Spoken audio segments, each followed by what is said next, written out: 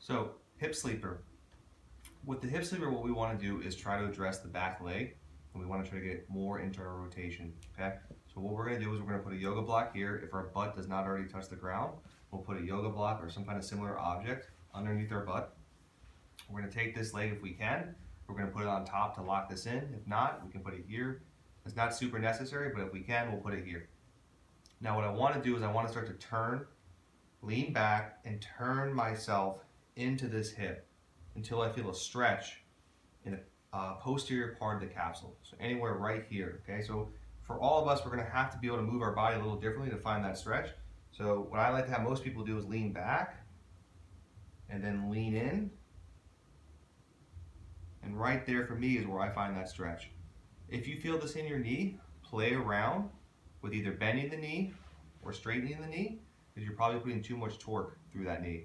What we want to make sure is that we're really just taking the femur, okay, the bone right here, and we're allowing it to sink in, and we're trying to sit our butt on that hip. Okay, our usual passive, 2 minutes passive protocol. Our PAILs is going to be, this is my femur, I'm essentially going to try and externally rotate or drive my ankle into the ground. I want to make sure it's not coming from the knee, I want to make sure it's coming from the hip. So I'm going to go here, try to drive my ankle into the ground, maybe even lift my knee off the ground if I can, but push down with this leg. Again, the intention is I'm trying to open up the hip this way, and the muscles that are being stretched, the tissues that are being stretched, are starting to contract and fire.